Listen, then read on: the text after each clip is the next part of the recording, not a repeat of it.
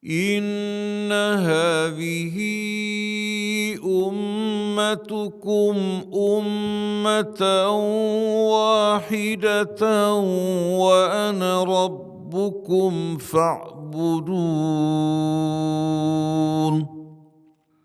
وما أرسلناك إلا رحمة للعالمين.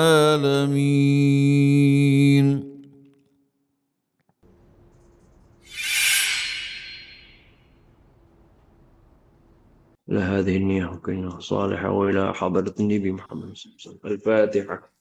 أعوذ بالله من الشيطان الرجيم.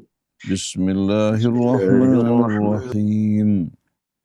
الحمد لله رب العالمين الرحمن الرحيم مالك يوم الدين إياك نعبد وإياك نستعين اهدنا الصراط المستقيم صراط الذين أنعمت عليهم غير المغضوب عليهم ولا الضالين.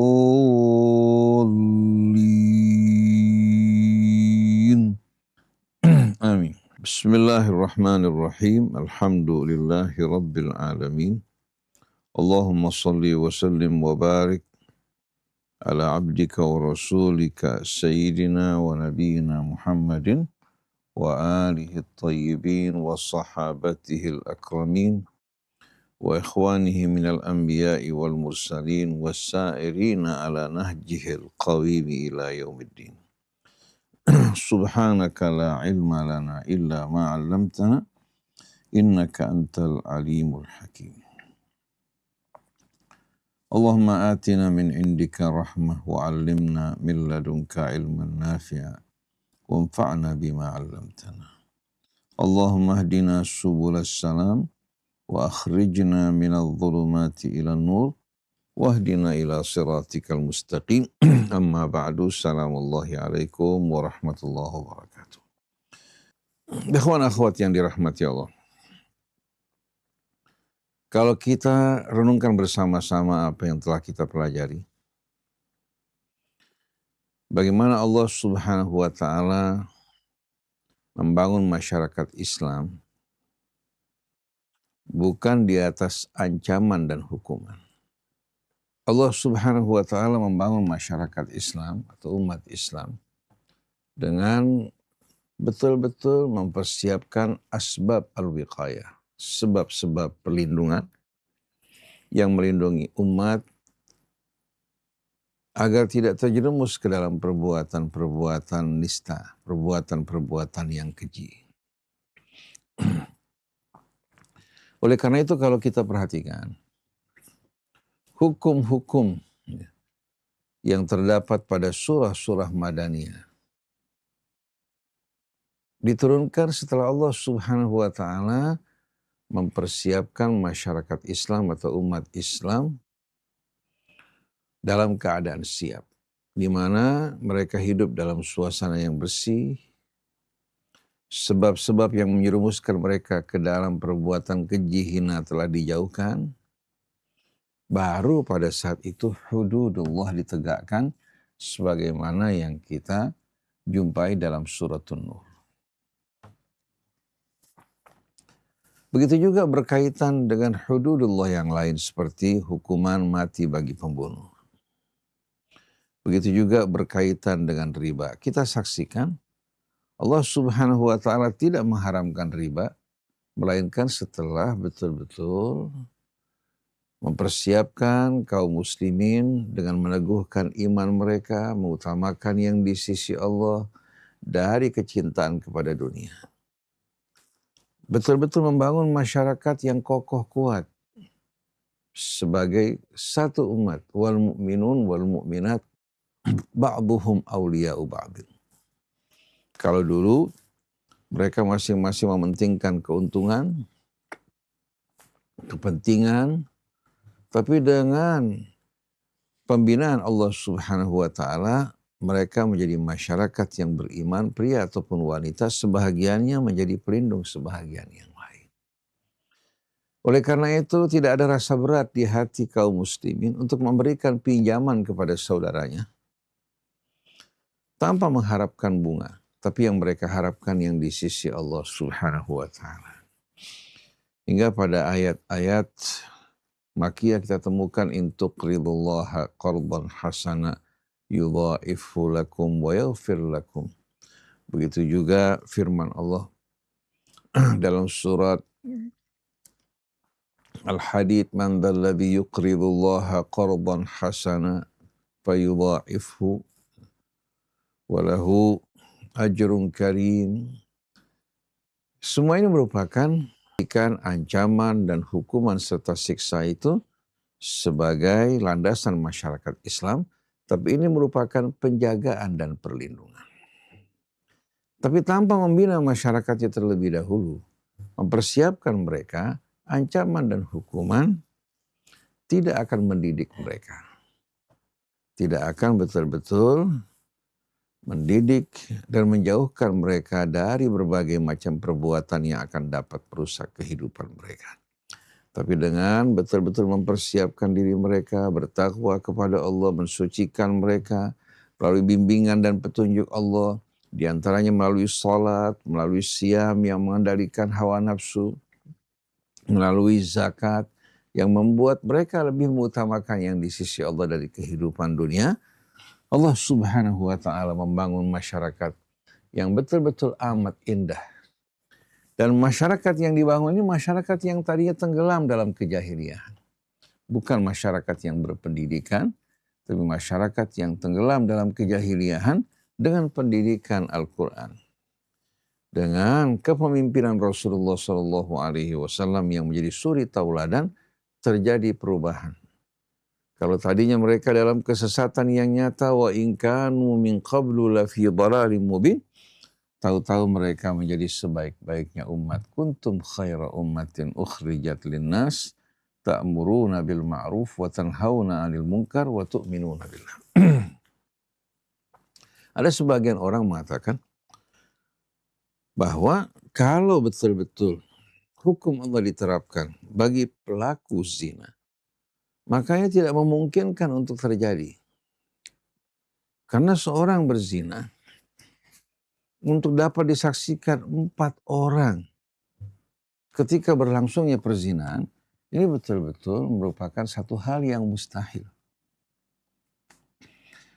Ini pertanyaan yang sering muncul di tengah-tengah masyarakat Islam yang hidup dalam suasana yang beradab dan baik. Tapi apa yang dikatakan tidak mungkin pada masa lampau, sekarang ternyata menjadi hal yang biasa. Di mana orang berbuat zina, kemudian mereka mengabadikannya melalui video, lalu mereka viralkan keluar dengan rasa bangga tanpa malu-malu. Bahkan pelaku-pelakunya yang melakukan kejahatan semacam ini, perbuatan yang keji, ternyata tetap disambut, diterima di tengah-tengah masyarakat. Termasuk diantaranya kasus perselingkuhan. Kita saksikan bagaimana media televisi memberikan dukungan pembelaan terhadap wanita yang berselingkuh dengan alasan-alasan yang diajukan, tanpa kita sebutkan namanya. Jadi Islam sebetulnya hanya menghukum perbuatan-perbuatan semacam ini apabila dilakukan secara terang-terangan, di mana pelakunya tidak lagi memiliki rasa malu. Tidak memiliki sama sekali rasa malu, ya. Bahkan dia membanggakan perbuatannya. Maka orang semacam ini harus betul-betul dikenakan hukuman dan sanksi untuk menimbulkan efek jera agar tidak mewabah di tengah-tengah umat. Nah, di samping tegasnya Allah menghukum orang-orang yang berzina, ya, dan dapat disaksikan sebanyak 4 orang yang adil, Allah juga menjaga masyarakat dari berita-berita bohong yang dapat menimbulkan keresahan di tengah-tengah masyarakat Islam. Hingga suami bisa saja mencurigai istrinya, orang juga bisa meragu-ragukan anaknya, orang juga bisa betul-betul hidup dalam suasana yang mencekam. Akhirnya lama-kelamaan mereka beranggapan bahwa perbuatan ini perbuatan yang biasa. Sudah jamak. Artinya yang melakukan bukan lagi perorangan, tapi sudah merupakan perbuatan masyarakat yang biasa. Kata jamak dalam bahasa Betawi diambil dari kata jamaah. Cuma karena ain susah disebutkan berubah menjadi ka. Seperti i'lan menjadi iklan. Jadi kalau masyarakat sudah beranggapan bahwa perbuatan yang keji itu merupakan perbuatan yang sudah biasa, ini bakal menjerumuskan masyarakat ke dalam kehancuran. Oleh karena itu semua yang akan menjerumuskan umat ke dalam perbuatan semacam ini haram dan harus diperangi secara bersama-sama. Seperti menyebarnya sekarang situs-situs porno. Kita saksikan bagaimana di Indonesia situs-situs porno ini betul-betul beredar. Di mana orang kalau katakan membuka Instagram atau katakan Facebook ya, atau YouTube, bagaimana kita saksikan mereka menawarkan tayangan-tayangan yang betul-betul amat berbahaya bagi kehidupan rumah tangga. Di mana tayangan-tayangan tersebut ya, membiasakan di tengah-tengah umat seolah perselingkuhan itu merupakan hal yang biasa. Dan ini betul-betul amat masif melalui berbagai macam situs-situs, baik itu berkaitan dengan drama-drama, novel-novel, bahkan LGBT pun dipromosikan. Nah seharusnya umat Islam pada saat menghadapi hal ini untuk melindungi diri mereka, keluarga mereka dan anak-anak mereka, mereka tidak berdiam. Bersama-sama daripada memperdebatkan masalah-masalah bid'ah yang sepele, ini jelas-jelasan merupakan hal yang diharamkan Allah. Seharusnya mereka melayangkan surat protes kepada Menko Info agar menghentikan semua ini. Negara seperti Cina yang mayoritas penduduknya bukan beragama Islam mengharamkan hal-hal semacam ini untuk menjaga kebersihan masyarakatnya agar tidak betul-betul ternoda maupun tercemar, juga meningkatkan produktivitas mereka hingga masyarakat jiwa mereka tidak dikuasai oleh nafsu liar kebinatangan waliyahulillah. Dan ini kalau dibiarkan maka akan menimbulkan betul-betul bahaya bagi kita semua, terutama sekali anak-anak kita yang sedang tumbuh. Jadi dari mulai hukuman zina yang dijatuhkan sebanyak 100 kali cambukan terhadap pria wanita yang berzina tidak dilakukan melainkan apabila dilakukan secara terbuka dan terang-terangan hingga dapat disaksikan, hingga hukumannya pun harus dilakukan secara terbuka dan dikaitkan dengan iman kita kepada Allah dan hari akhirat. Begitu pula sebagaimana tegasnya Allah menghukum orang-orang yang berzina, Allah juga dengan tegas menghukum mereka-mereka yang gampang-gampang mencederai kehormatan orang lain. Kalau sampai dia mencederai kehormatan orang lain tanpa menghadirkan 4 saksi, maka orang tersebut dikenakan hukuman sebanyak 80 kali cambukan. Bukan hanya hukuman jasadi sebatas jasad, tapi juga hukuman adabi di mana dia akan berjalan di tengah-tengah masyarakat dan kesaksiannya tidak akan pernah dipercaya. Di mana dia di tengah masyarakat dianggap seorang yang tidak dapat dipegang kesaksiannya. Ini bagi orang yang masih ada kehormatan di hatinya merupakan pukulan yang amat berat. Kecuali dia bertaubat kembali kepada Allah Subhanahu wa ta'ala. Lalu mereka juga menyatakan bahwa tuduhan-tuduhan yang mereka lontarkan merupakan hal yang tidak benar. Kalau mereka melakukan hal ini dan terbukti setelah itu tidak mengulangi perbuatannya, baru dia kembali di tengah-tengah masyarakat, dipulihkan kehormatannya, begitu pula kesaksiannya. Nah, melalui pendidikan ini kita berharap betul-betul kita bersama-sama dapat mengikuti petunjuk Al-Quran. Menjauhi perbuatan-perbuatan yang mendekatkan kita kepada perzinahan. Juga pembicaraan ke arah tersebut. Demikian pula tayangan-tayangan dan bacaan-bacaan yang dapat menjerumuskan kita ke dalam lembah kehinaan. Dan hanya dengan bantuan Allah kita dapat melakukan hal ini. Begitu pula memberikan pendidikan buat anak-anak kita. Demikian pula kita menjaga kehormatan orang lain. Kalau sampai kita menjumpai seorang melakukan perbuatan zina yang menyaksikan hanya kita atau kurang dari 4 saksi, mari bersama-sama kita berikan nasihat pada orang tersebut untuk bertaubat kembali pada Allah. Jangan sebarluaskan perbuatannya, berikan kesempatan bagi hamba Allah untuk terbebas dari penjajahan syaitan. Nah, kali ini kita insya Allah akan memasuki keadaan yang lain, di mana bukan seorang menuduh seseorang yang bukan bahagian dari keluarganya, tapi ini berkaitan dengan seorang laki-laki yang menuduh istrinya melakukan perbuatan zina. Di mana kalau dia harus menghadirkan 4 saksi, perzinahan tersebut usai dan dia tidak mampu untuk menghadirkan saksi. Lalu bagaimana nasibnya? Apakah dia dikenakan hukuman cambuk sebanyak 100 kali karena menuduh istrinya berbuat zina? Maka turun ayat-ayat berikutnya, walladzina yarmuna azwajahum walam yakun lahum syuhada'u illa anfusuhum fasyahadatu ahadihim arba'u syahadatin billahi innahu laminas sadiqin wal khamisatu anna la'natullahi alaihi in kana minal kadhibin, dan seterusnya. Dan kita lihat bagaimana keadilan Allah. Kesaksian yang didasari sumpah tanpa ada saksi-saksi yang tampil dan hadir tidak bersifat mutlak. Bisa dibatalkan juga dengan kesaksian yang sama yang dilakukan oleh pihak lain. Artinya hak laki-laki dan perempuan di hadapan hukum sama. Di mana kalau laki-laki bersumpah dengan nama Allah dan siap menerima laknat Allah pada saat dia berdusta, maka si perempuan tidak serta-merta langsung dijatuhkan hukuman, tapi juga ditawarkan untuk bersumpah menggugurkan kesaksian yang dilontarkan oleh suami. Kalau dia bersumpah dan siap menerima laknat serta murka Allah Subhanahu wa taala, maka kasus ini ditangguhkan sampai hari kemudian nanti dan mereka dipisahkan dan mereka tidak dapat lagi untuk rujuk dan kembali. Karena kasus ini bernama kasus mula'anah. Sekarang kita membaca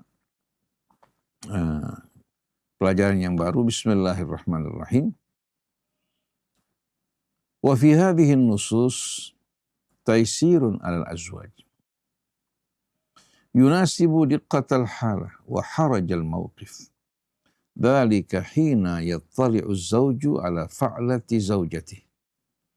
Wa laysa lahu min syahidin illa nafs. Wa laysa lahu min syahidin illa nafsu. Fa inda idzin yahlifu 4 marratin billahi innahu lasadiqun fi da'wahu 'alaiha bizzina. Wa yahlifu yaminan khamisatan anna la'natallahi 'alaihi in kana minal kadhibin. Wa tusamma hadhihi syahadatun li'annahu wa tusamma hadhihi syahadatin li'annahu asy-syahidul wahid. Fa idza fa'ala a'taha qadra mahliha wa tulliqat minhu talqatan ba'inah wa haqqa 'alaiha hadduz zina wa huwa ar-rajmu dzalika illa an targhaba fi dar'il haddi anha fa innaha inda idzin tahlifu billahi 4 marratin annahu kadhibun 'alaiha fima ramaha bih wa tahlifu yaminan khamisatan bi anna ghadaballahi 'alaiha in kana sadiqan wa hiya kadhibah. Bidzalika yadra'u anhal had wa tabinu min zawjiha bil mula'anah wa la yunsabu waladuha in kanat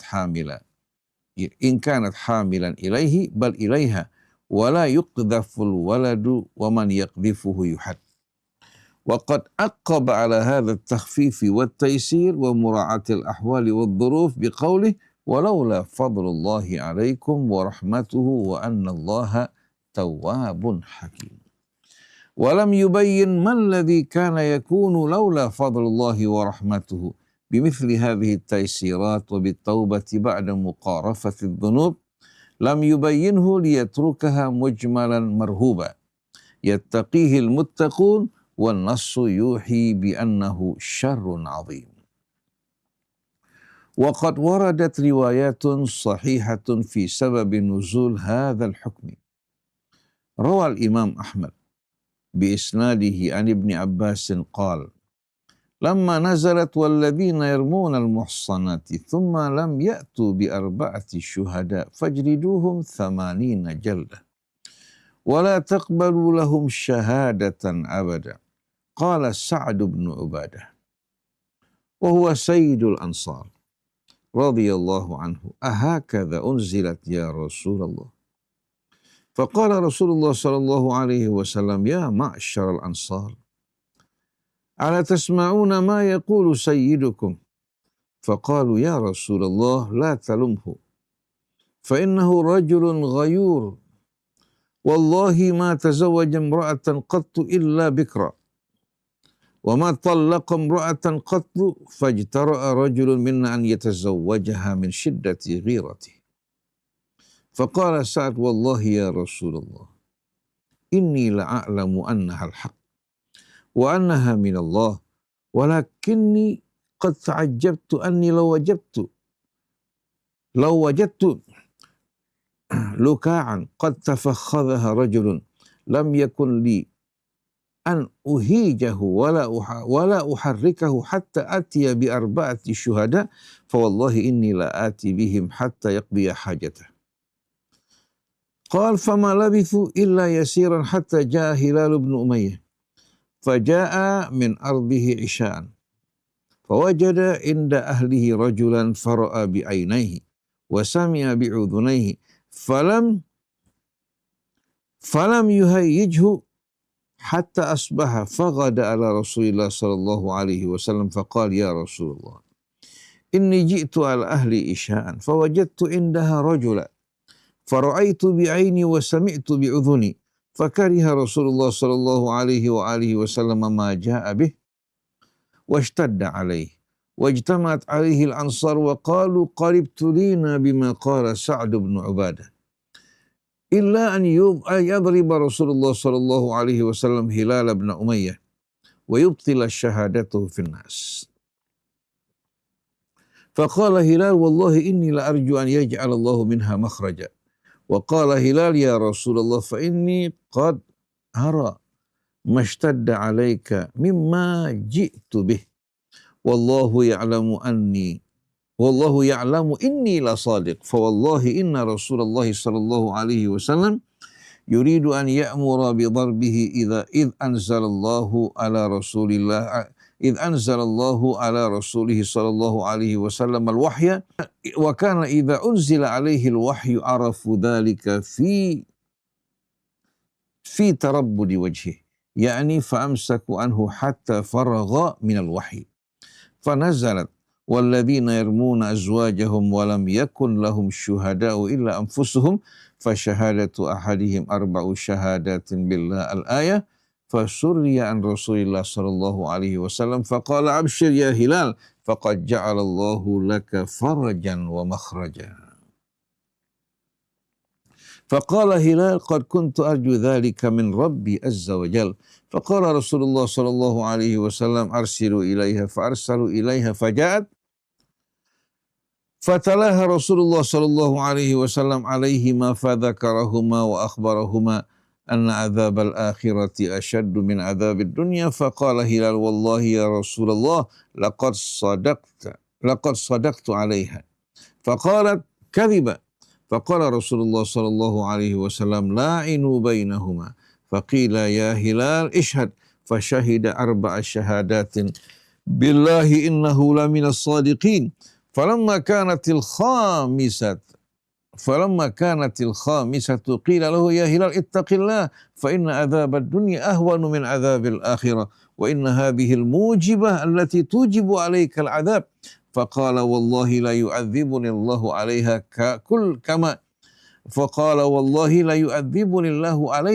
كما لم يجلدني عليها.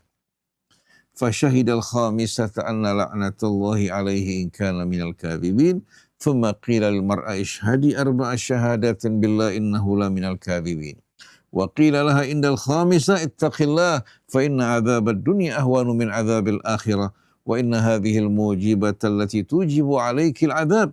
فتلكأت ساعة وهمت بالاعتراف ثم قالت والله لا أفضح قومي فشهدت في الخامسة أن غضب الله عليها إن كان من الصادقين ففرق رسول الله صلى الله عليه وسلم بينهما وقضى أن لا يدعى ولدها لأب ولا يرمى ولدها ومن رمى ولدها فعليه الحد وقضى أن لا بيت لها ولا قوت لها من أجل أنها يفترقان من غير طلاق ولا متوفى عنها وقال إن جاءت به السهيب حمش الساقين فهو الهلال وإن جاءت به أروق جعدا جماليا خدلج الساقين سابغ اليتين فهو الذي رمت به فجاء به أورق جعدا جماليا خدلج الساقين سابغ اليتين فقال رسول الله صلى الله عليه وسلم لولا الأيمان لكان لي ولها شأن. وهكذا جاء هذا التشريع لمواجهة حالة واقعة بالفعل وعلاج موقف صعب على صاحبه وعلى المسلمين قد اشتد على رسول الله صلى الله عليه وسلم ولم يجد منه مخرجا حتى طفق يقول لهلال بن أمية كما ورد في رواية البخاري البينة أو حد في ظهرك وهلال يقول يا رسول الله إذا رأى أحدنا على امرأته رجلا ينطلق يلتمس البينة ولقد يقول قائل أليس الله سبحانه يعلم أن هذه الحالة قد تعترض التشريع العام للقذف فلماذا لم ينزل الله الاستثناء إلا بعد ذلك الموقف المحرج والجواب بلى إنه سبحانه لا يعلم ولكن حكمته تقتضي أن ينزل التشريع عند الشعور بالحاجة إليه فتستقبله نفوس الناس باللهفة إليه وإدراك ما فيه من حكمة ورحمة ومن ثم عقب عليه بقوله ولولا فضل الله عليكم ورحمته وأن الله تواب حكيم. ونقف قليلا أمام هذه الواقعة لنرى كيف صنع الإسلام وكيف صنعت تربية رسول الله صلى الله عليه وسلم للناس بهذا القرآن.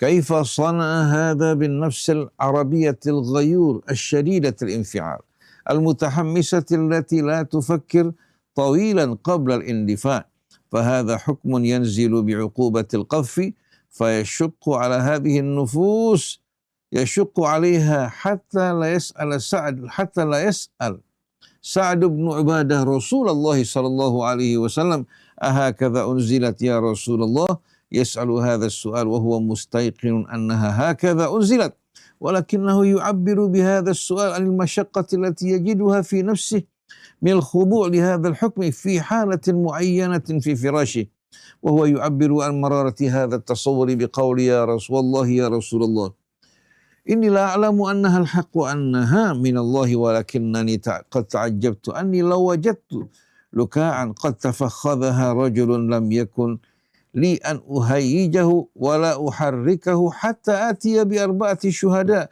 فوالله إني لا آتي بهم حتى يكون قد قضى حاجته. وما يلبث هذا التصور المرير الذي لا يطيقه سعد بن عبادة في خياله ما يلبث أن يتحقق فهذا رجل يرى بعينيه ويسمع بأذنيه ولكنه يجد نفسه محجوزا بحاجز القرآن فيغلب مشاعره ويغلب وراثته ويغلب منطق البيئة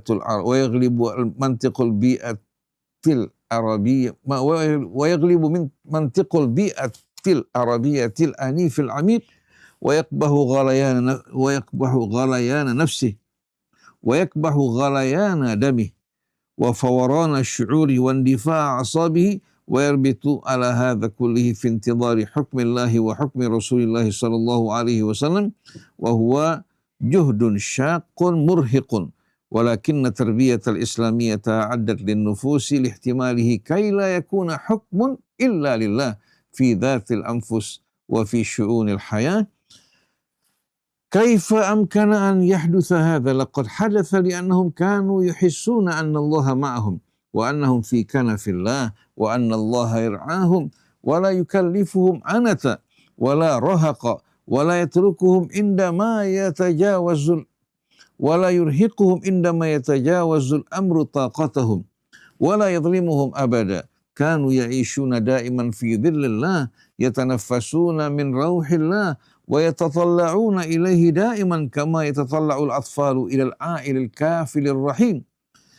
Faha huwa dha Hilal bin Umayyah yara bi'ainaihi wa yasma'u bi'udhunaihi wa huwa wahdah fayashku ila Rasulillah sallallahu alaihi wasallam fala yajidu Rasulullah sallallahu alaihi wasallam manasa min tanfidhi haddillah wa huwa yaqulu lahu al-bayna aw haddun fi dhahrik walakinna Hilal bin Umayyah la yatasawwaru anna Allah tarikuhu lil had wa huwa sadiqun fi da'wah fa idza Allahu yunzilu dhalika al-istithna'a fi halatil azwaj fayubashshiru Rasulullah sallallahu alaihi wasallam Hilalan bih fa idza huwa yaqulu qawlatal wafiqil mutma'in qad kuntu arju dhalika min Rabbi azza wa jalla فهو الاطمئنان إلى رحمة الله ورعايته وعدله والاطمئنان أكثر إلى أنه معهم وأنهم ليسوا متروكين لأنفسهم إنما هم في حضرته وفي كفالته وهذا هو الإيمان الذي رابهم على الطاعة والتسليم والرضا بحكم الله عز وجل.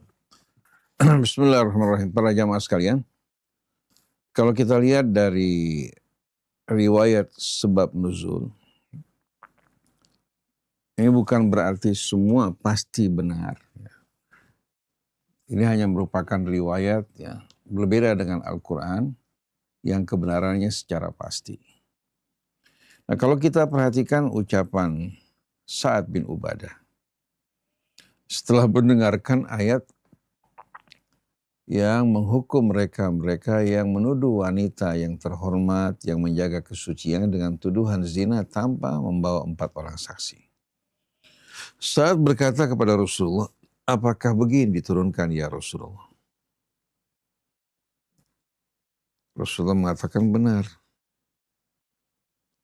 Saat mengatakan saya yakin bahwa ini benar. Lalu saya bertanya-tanya, walakinni qad ta'ajjabtu anni law wajadtu laka'an. Tadi saya baca luka salah, yang betul laka. Qad ta'ajjabtu anni law wajadtu laka'an. Qad tafakhadhaha rajulun lam yakun li an uhayyijahu wala uharrikahu hatta atiya bi arba'ati syuhada fa wallahi inni la ati bihim hatta yaqbiya hajatah. Saat mengatakan, tapi saya merasa heran, saya bingung. Kalau saya mendapati seorang laka, laka ini seorang yang laim, seorang yang bejat, ya, yang berjiwa rendah.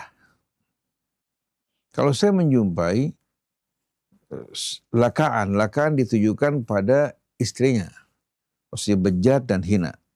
Qad tafakhadhaha rajulun, tafakhadha diambil dari kata fakhid, maksudnya berada pada kedua paha istrinya. Lam yakun lian uhaijahu wala uharrikahu. Lalu saya enggak punya wewenang untuk apa? Untuk mengungkapkan kemarahan saya terhadap orang tersebut atau menggerakkannya hingga saya membawa 4 orang saksi. Maka demi Allah, saya tidak akan mampu menghadirkan 4 orang saksi, melainkan orang tersebut sudah selesai usai melakukan perbuatannya. Ini pertanyaan Sa'ad. Sa'ad ini merupakan pemimpin dari kaum Khazraj. Jadi bukan Sayyidul Ansar seluruhnya, tapi Sayyidul Khazraj. Sedangkan Sayyid Aus adalah Sa'ad bin Mu'adz. 2 tokoh yang terkemuka. Nah, Sa'ad dikenal sebagai pria cemburu. Dia tidak pernah menikah kecuali kepada seorang gadis. Dan dia kalau menceraikan seorang wanita, tidak ada seorang pun yang berani untuk menikahi wanita tersebut karena cemburunya Sa'ad. Ini juga pertanyaan, dari riwayat ini pertanyaan. Sana sebagai seorang muslim, sebagai seorang tokoh, mana mungkin menghalangi orang lain untuk menikahi mantan istrinya. Ini diharamkan dalam agama. Berarti dia membuat seorang wanita terkatung-katung. Ini merupakan hal yang tidak dapat diterima sama sekali.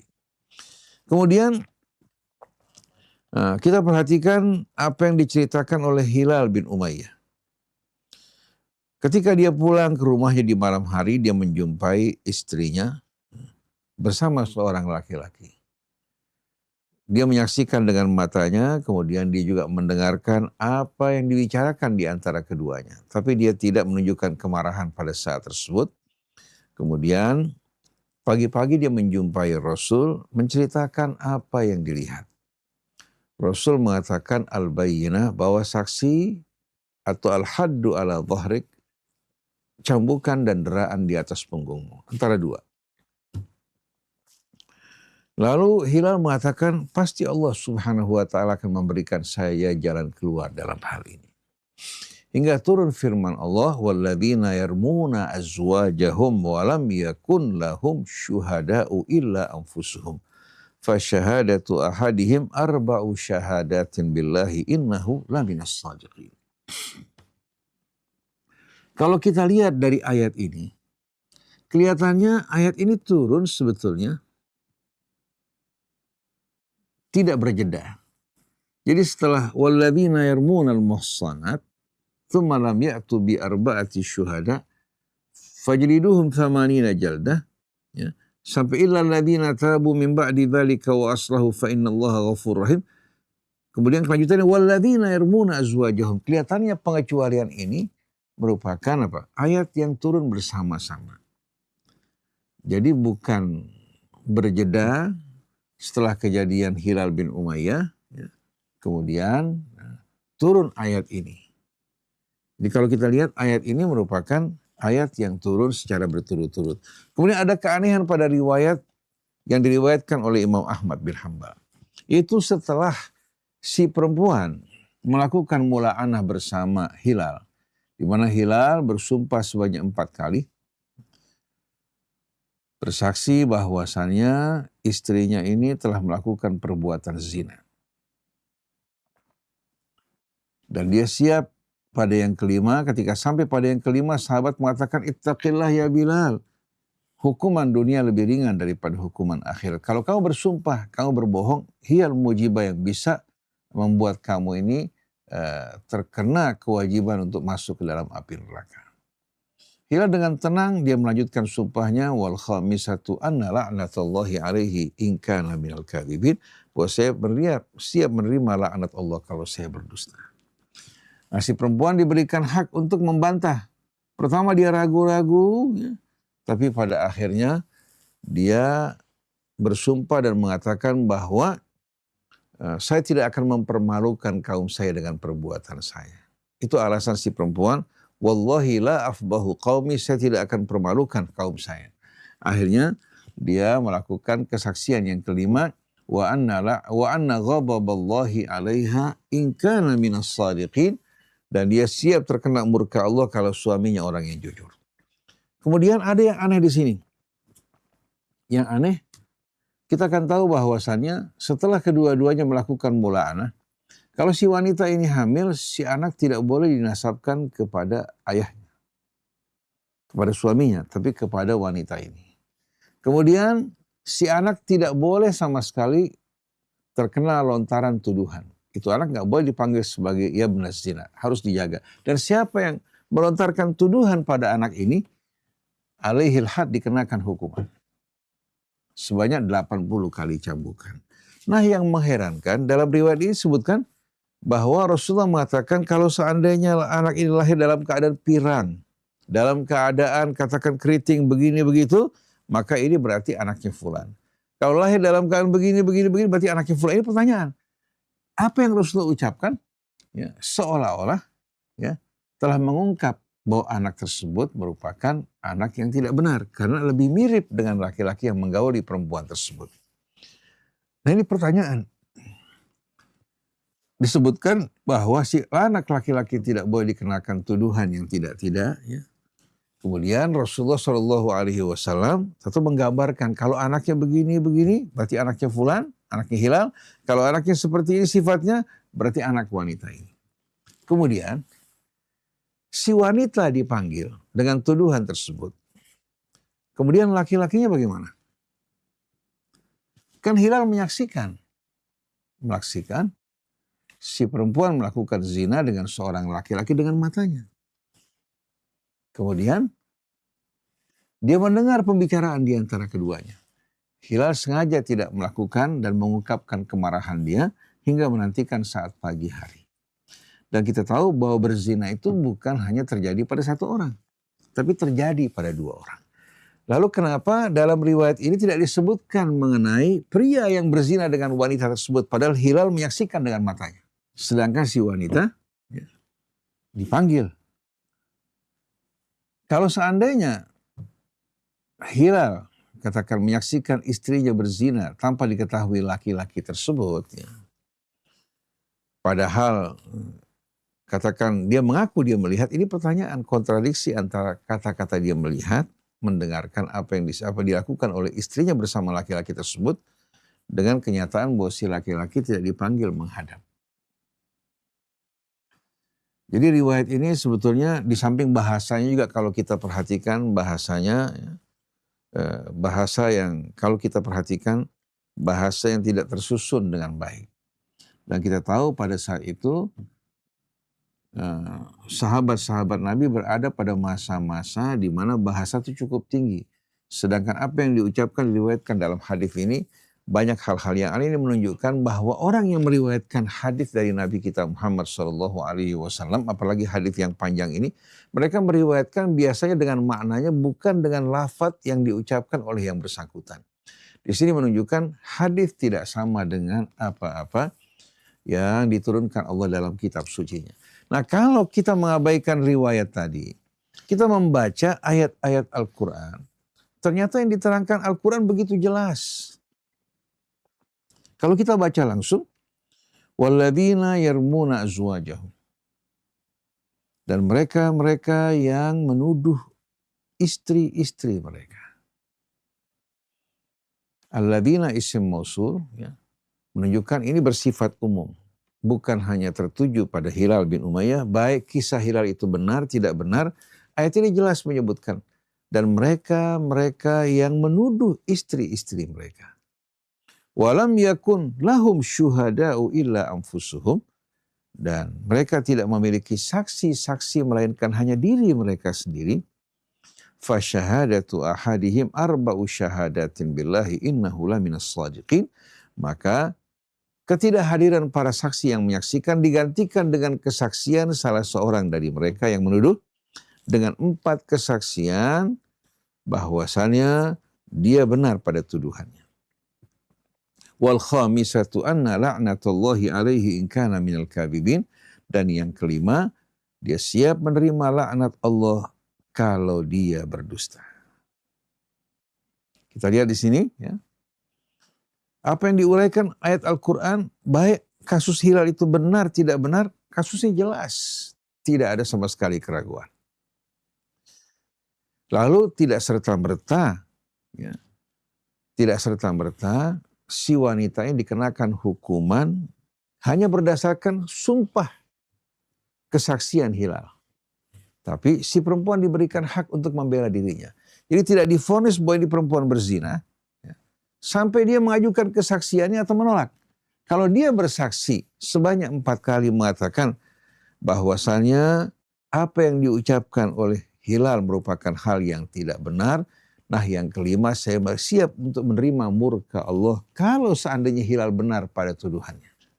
Kalau seandainya dia bersaksi, maka kasus ini ditutup dan ditangguhkan. Kalau si wanita hamil, maka anak ini tidak dinasabkan kepada Hilal atau kepada pelaku perzinahan. Tapi dinasabkan kepada ibu. Dan mulai saat itu kehormatan anak ini dijaga. Agar tidak menjadi buah bibir, agar tidak menjadi cemoohan, karena kasusnya belum dituntaskan oleh Allah Subhanahu wa Ta'ala. Jadi si anak dijaga kehormatannya. Kalau ada orang menuduh dia sebagai anak zina, maka orang tersebut dikenakan cambukan sebanyak 80 kali.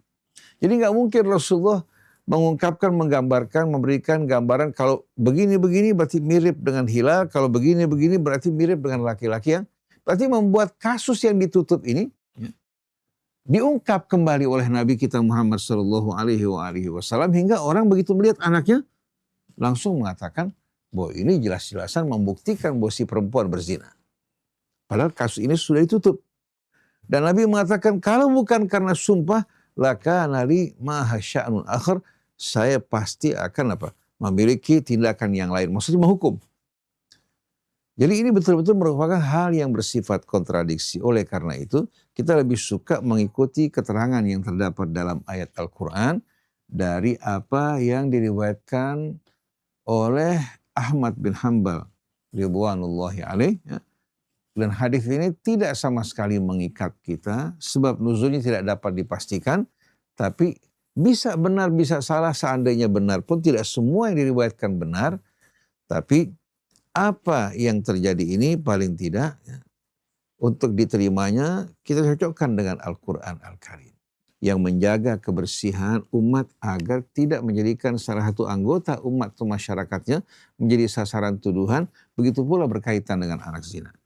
Kemudian Sayyid Qutb menyebutkan kalau si laki-laki atau hilal bersumpah, maka perempuan ini dikenakan hukum Allah, yaitu rajam.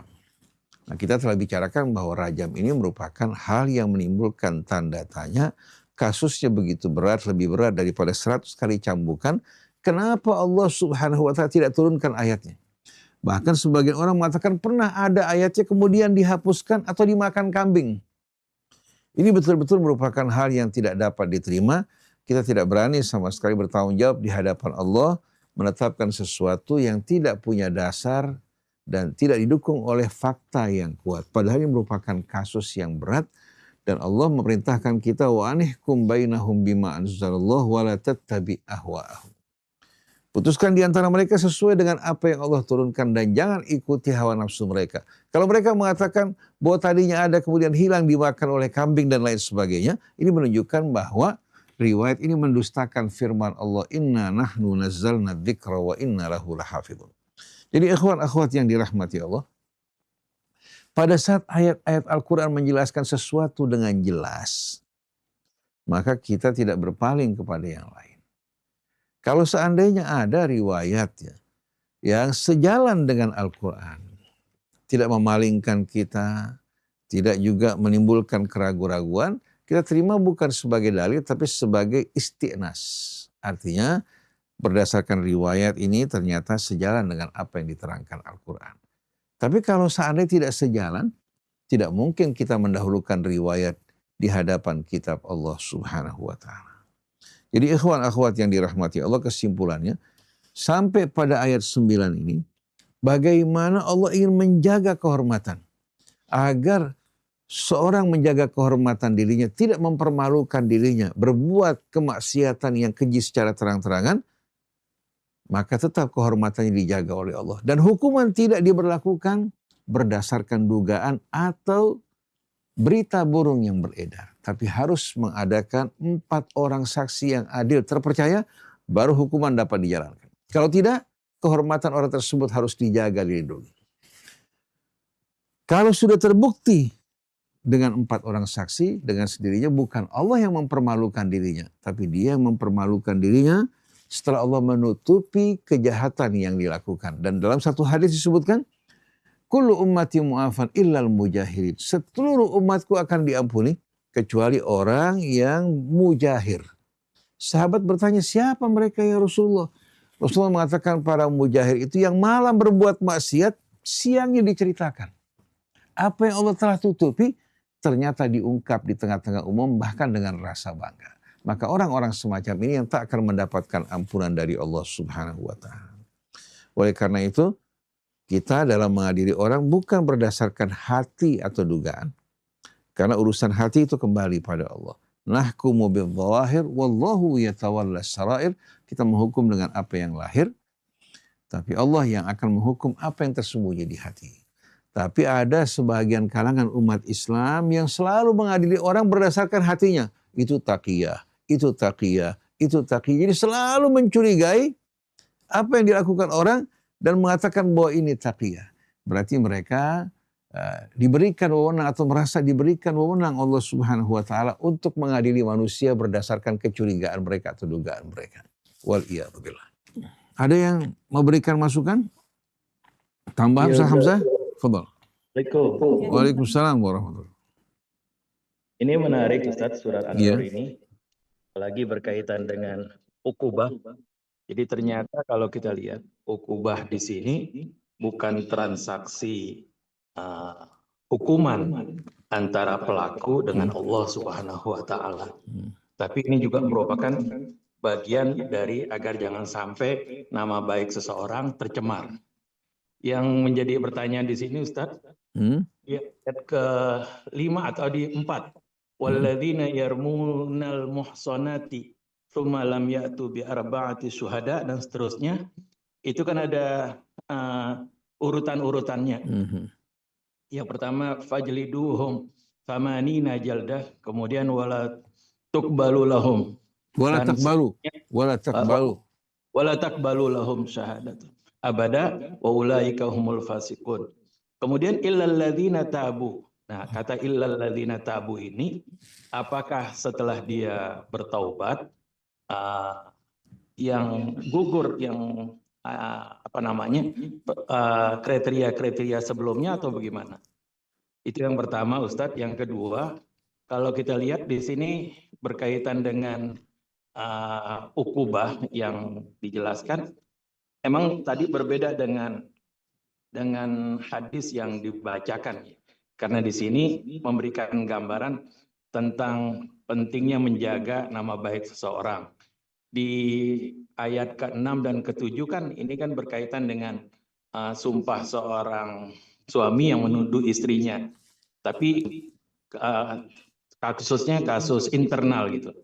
Tapi di ayat 8 dan 9 ini ketika udah terkuak, tetap juga nama baik seseorang ini harus tetap dijaga. Nah, bagaimana kalau penjelasan seperti ini Ustadz? Konsekuensinya setelah terbuka kemudian terjadi seperti itu, apakah hukuman tersebut bisa mencemarkan nama baik seseorang atau enggak? Itu aja Ustaz. Oke. Dan bagaimana kalau misalnya ada tes DNA sekarang? Tadi kan ada hadis yang berkaitan dengan bayi itu digambarkan gambaran seorang ayahnya yang melakukan perzinahan atau. Nah, itu kalau misalnya sekarang ada tes DNA buat hukum kontemporer sekarang ini, apakah tes DNA ini menjadi rujukan untuk penerapan hukum? Apakah tes DNA ini menjadi bagian penopang buat hukum tersebut? Itu aja Ustaz. Terima kasih. Baik. Bismillahirrahmanirrahim. Pertama, ayat 89 tidak menjelaskan bahwa kasusnya terkuak. Tidak menjelaskan kasusnya terkuak. Karena si laki-laki melaksanakan li'an, bersumpah 4 kali, kemudian yang kelima siap menerima laknat. Kalau si perempuan tidak melakukan hal yang sama, ya, maka dia dikenakan hukuman. Tapi karena si perempuan tampil bersumpah juga 4 kali menolak tuduhan suaminya, dan dia siap menerima kemurkaan Allah kalau seandainya suaminya benar pada tuduhannya, maka kedua-duanya berada pada kondisi yang sama. Berada pada apa? Posisi yang sama. Artinya si perempuan tidak dapat dicemarkan. Ya. Kemudian anak juga tidak dapat dikenakan tuduhan yang tidak benar. Hilal juga dengan tuduhannya. Ya. Karena hanya sekedar kesaksian sumpah, juga dianggap itu belum final sama sekali. Oleh karena itu kasus ditangguhkan dan ditutup. Tidak boleh orang membicarakan hal-hal yang berhubungan dengan anak tersebut. Ini sebetulnya juga pelajaran buat kita, mendidik kita untuk menutup mulut kita, menjaga diri kita dari apa yang tidak kita ketahui. Allah kuasa untuk memberitahukan kepada Rasulnya bahwa kasus ini seperti ini. Tapi kalau dibuka di hadapan Rasul setelah Rasulullah wafat, siapa yang akan memberitahukan kita? Siapa lagi yang akan menerima wahyu memberitahukan kepada kita bahwa yang berbuat salah itu ini. Jadi Allah berikan pendidikan pada saat kita berhadapan dengan kasus yang tidak jelas, yang tidak pasti, jangan kita terlibat ke dalamnya atau ikut serta dalam fitnah ini. Seperti berkaitan dengan Ashabul Kahfi. Sayaquluna thalathatun rabi'uhum kalbuhum wa yaquluna khamsatun sadisuhum kalbuhum rajman bil ghaib wa yaquluna sab'atun wa thaminuhum kalbuhum Qur rabbi a'lamu bi'iddatihi ma ya'lamuhum illa qalil. Setelah itu fala tumari fihim illa mira'an zahira wa la tastafti fihi minhum ahada. Ini menggambarkan sebagian orang mengatakan bahwa Ashabul Kahfi 3, yang keempat anjingnya. Satu lagi mengatakan yang Ashabul Kahfi 5, yang keenam anjingnya. Semua ini rajman bil ghaib, hanya perkiraan dan dugaan. Lalu tampil lagi yang mengatakan bahwa jumlah mereka 7, yang ke-8 adalah anjingnya. Lalu Allah jelaskan, dalam hal ini jangan kalian perdebatkan, jangan kalian bertanya, jangan juga kalian menyibukkan diri kalian dengan hal ini. Allah lebih tahu berapa jumlah mereka. Allah bisa jelaskan jumlah mereka sekian. Tapi ini pendidikan agar berhadapan dengan kasus yang serupa. Jangan kita berdebat, bertarik otot seperti kasus perbedaan masalah fikih aja sebagai contoh. Si fulan punya pemahaman seperti ini, fulan punya pemahaman seperti ini. Jangan kalian ribut. Yang penting tuluskan hati kalian, fokuskan diri kalian untuk beribadah dengan tulus kepada Allah Subhanahu wa taala. Mau kasus salat, jangan gara-gara perdebatan sepele, salat kalian tidak lagi khusyuk, tidak lagi mendidik diri kalian menjadi manusia-manusia yang mulia. Jadi kasus yang Allah jelaskan berkaitan dengan mula anak ini, begitu selesai mula anak, kasus ditutup, si laki-laki tidak boleh berbicara lagi, ya.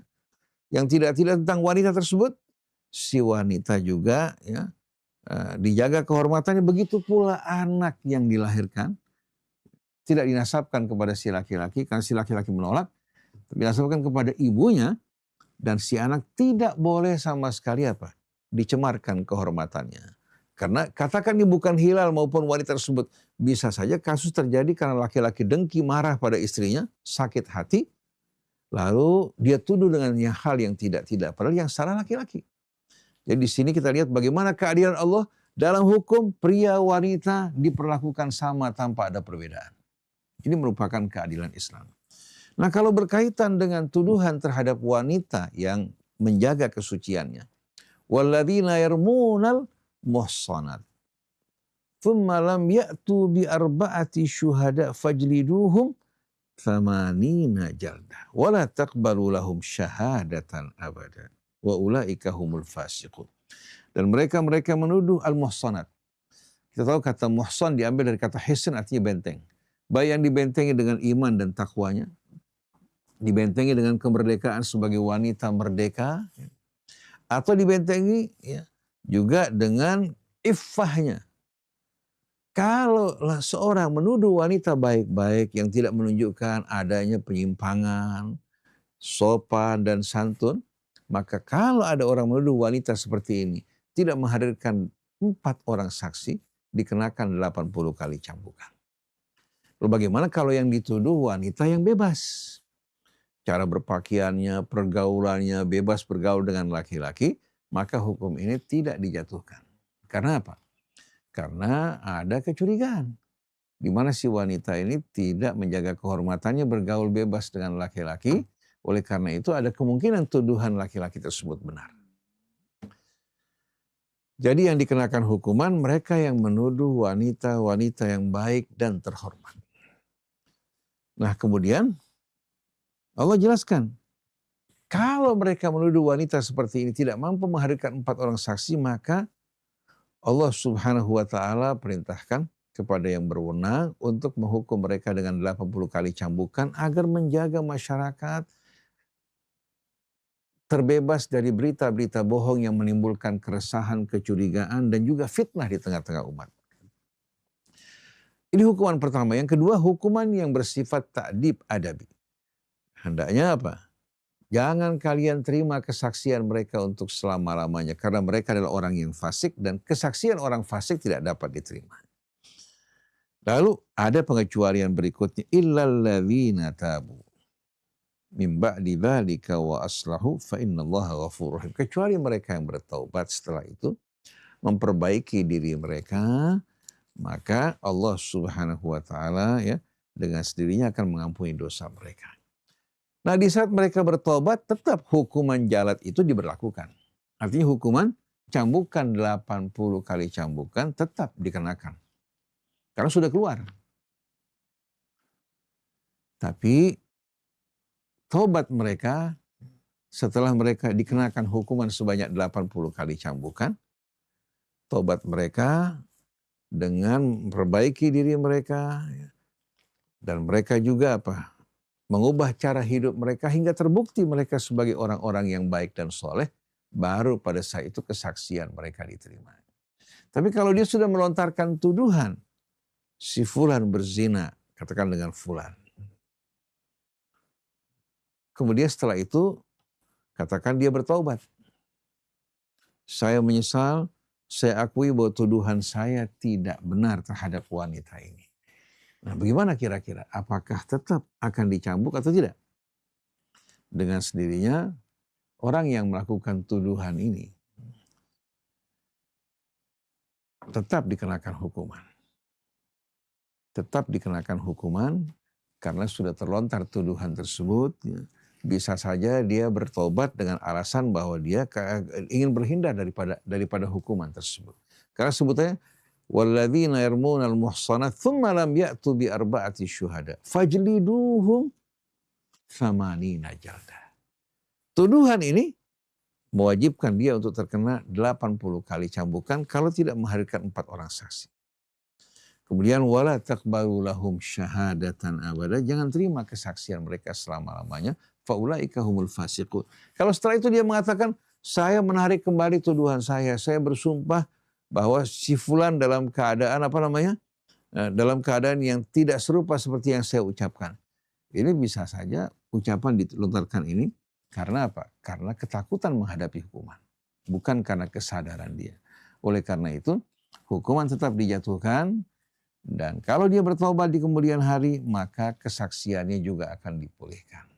Dia tidak lagi termasuk dalam golongan orang-orang yang fasik, tapi Allah mengampuni dosa kesalahan sebelumnya, dan dengan sendirinya dia memperbaiki perilakunya di tengah umat. Karena kalau setiap orang yang menuduh dengan gampang, beredar beritanya, tahu-tahu dia menarik ucapannya kembali, tanpa terkena hukuman, maka kehormatan manusia akan menjadi permainan, wal'iyadzubillah. Berarti yang pertama tadi hukum internal, Ustaz. Ya, artinya hukum yang ayat 6 dan 7-nya buat publik. Ya, berkaitan dengan publik. Artinya tuduhan sebagai seorang fasik itu ya dicabut kalau dia mengubah, ya. Setelah itu kan illal ladzina tabu mim ba'di dzalik. Mim ba'di dzalika wa aslahu, mereka memperbaiki diri mereka. Fa innallaha ghafurur rahim. Tapi kalau hukuman cambukan, antum bayangkan coba. Kalau si fulan menyebarkan berita bahwa si fulan berzina dengan si fulan, beredar beritanya. Tahu-tahu waktu mau dikenakan hukuman dia bertaubat, dia menarik tuduhan tersebut. Kira-kira hal ini akan menyebarkan kerusakan apa tidak? Karena biasanya begitu tuduhan dilontarkan, orang lebih suka langsung menerimanya. Kasus jangan jauh-jauh ketika Habib Rizik dituduh melakukan perbuatan yang tidak senonoh bersama seorang wanita. Itu langsung beredar sampai ke luar negeri.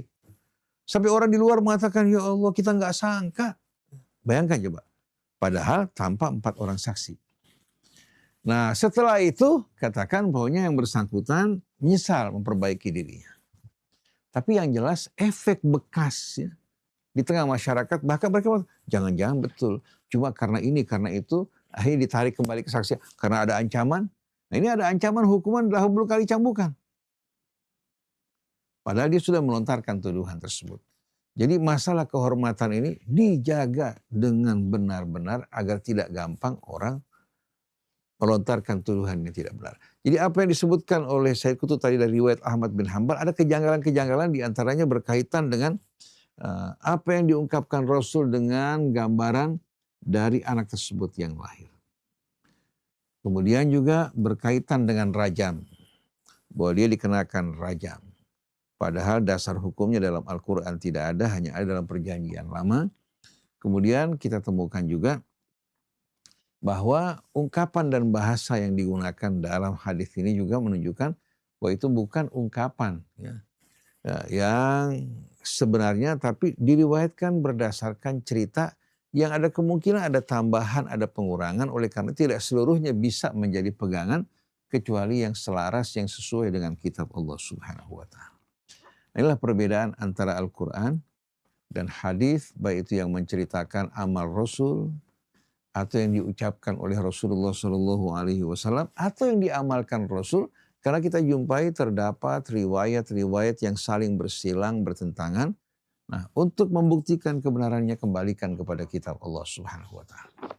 Mudah-mudahan ini jelas. Kalau ada yang ingin mengajukan masukan atau katakan penelitian besok pada hari Rabu bisa diajukan. Mudah-mudahan kita bisa melihat dan mempelajari ayat Allah dengan sebenar-benarnya. Dan kita merasa bahwa ayat 89 itu kelihatannya turun bersamaan dengan ayat sebelumnya. Tidak ada jeda. Jadi setelah Allah bicara mengenai tuduhan secara umum bagi wanita yang terhormat, Allah lakukan pengecualian. Maka riwayat Ahmad bin Hanbal ini dipertanyakan kebenarannya. Apakah benar? Karena kalau kita perhatikan, Hilal bin Umayyah menantikan turunnya ayat yang lain. Padahal kalau kita perhatikan uslubnya itu saling bertalian, kemudian juga berkaitan setelah itu dengan fitnah yang dituduhkan pada keluarga Nabi kita Muhammad sallallahu alaihi wasallam. Nah, sebagai penutup, walaula fadlullahi alaikum wa rahmatuhu wa annallaha tawwabun hakim. Kalau bukan karena karunia Allah dengan pendidikannya terhadap kalian, pengarahannya bagi kalian, dan rahmatnya yang meliputi juga hamba-hambanya yang berdosa. Dan Allah Subhanahu wa ta'ala maha penerima taubat lagi maha bijaksana, tidak tahu apa yang bakal terjadi pada kalian. Ini merupakan rahmat dan kasih Allah. Mudah-mudahan kita orang-orang yang termasuk dari orang-orang yang membuka diri kita untuk menerima kebenaran, mengakui karunia dan rahmat Allah. Subhanakallahumma wa bihamdik. Asyhadu an la ilaha illa anta astaghfiruka wa atubu ilaik wal afu minkum. Wassalamualaikum warahmatullahi wabarakatuh.